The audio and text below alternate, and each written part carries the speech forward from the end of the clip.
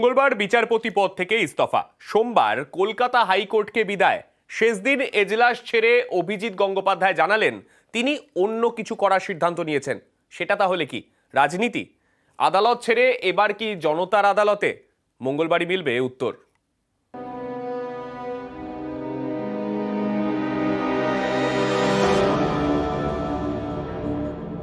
আমি বিচারপতির পদ থেকে মঙ্গলবার পদত্যাগ করব। আমাদের হাইকোর্টের চিফ জাস্টিসকে মৌখিকভাবে জানাবো, ভারতের রাষ্ট্রপতিকে চিঠি লিখে জানিয়ে দেবো। সেই মুহূর্ত থেকে আমার রেজিগনেশন কার্যকর হবে। এটাই কনস্টিটিউশন এবং কনস্টিটিউশন ল এর প্রভিশন। সোমবার ইতি বিচারপতি হিসেবে শেষবার কলকাতা হাইকোর্টের 17 নম্বর কক্ষ। এটাই বিচারপতি অভিজিৎ গঙ্গোপাধ্যায়ের এজলাস। এদিন দুপুরের দিকেই এজলাস ছাড়েন বিচারপতি গঙ্গোপাধ্যায়। প্রতিবারের মতো শেষ দিনেও চেয়ার ছেড়ে সকলের উদ্দেশ্যে নমস্কার করেন। তারপর আদালত কক্ষে উপস্থিত প্রত্যেকের উদ্দেশ্যে হাত নাড়তে নাড়তে এজলাস ছাড়েন। আইনজীবীদের পক্ষ থেকে কমলেশ ভট্টাচার্য বলেন, আমাদের জন্য এটা কালো দিন। দয়া করে ইস্তফার সিদ্ধান্ত পুনর্বিবেচনা করুন, আপনার মেয়াদ সম্পূর্ণ করে যান। জবাবে বিচারপতি অভিজিৎ গঙ্গোপাধ্যায় বলেন, আমি অন্য কিছু করার সিদ্ধান্ত নিয়েছি। আমি মনে করি এখানে আমার কাজ সম্পূর্ণ করেছি।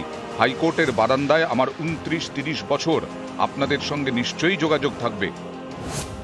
আদালত কক্ষে থাকা এক মহিলা কাঁদতে কাঁদতে বিচারপতিকে বলেন, আপনার 17 নম্বর আদালত কক্ষ আমাদের কাছে মন্দির, আপনি ছেড়ে যাবেন না।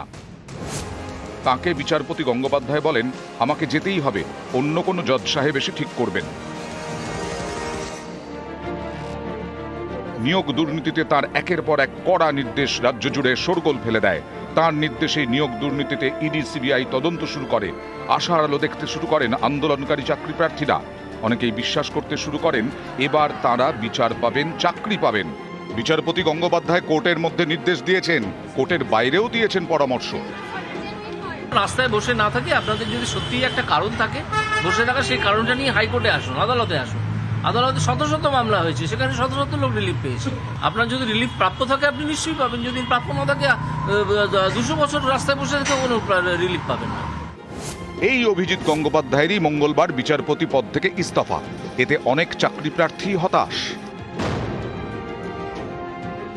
উনি ইস্তফা দিচ্ছেন, হতাশাগ্রস্ত তো হবই, কারণ ওনার মতো একজন বিচারক আমাদেরকে যদি চলে যান না আমাদের কাছ থেকে, আমরা কার কাছে গিয়ে দাঁড়াবো? উনি কিন্তু একদম দুর্নীতির গোড়া থেকে ধরার চেষ্টা করেছিলেন। অভিজিৎ গঙ্গোপাধ্যায়ের এই যে ডিসিশন, এই যে ঘোষণা, এটা আমাদেরকে অনেকটাই আশাহত করেছে, কারণ আমরা ওনার ওপর চরম আশাবাদী এবং উনি আমাদের পথ দেখিয়েছেন। আমাদের বিভিন্ন চাকরি প্রার্থীদের উনি অনেক সাহায্য করেছেন, তাই আমরা গভীরভাবে শোকাহত এবং আশাহত। আদালত ছাড়লেন, এবার কি জনতার আদালতে? অভিজিৎ গঙ্গোপাধ্যায় কি ভোটে লড়বেন? বিজেপির টিকিটে কি তমলুক থেকে প্রার্থী হচ্ছেন? এসব নিয়ে এখন জোর জল্পনা। মঙ্গলবার 1:30টার সময় কোর্টে মাস্টারদা সূর্য সেন মূর্তির নিচে আমি আসব, আপনাদের সব প্রশ্নের উত্তর সেদিন দেব।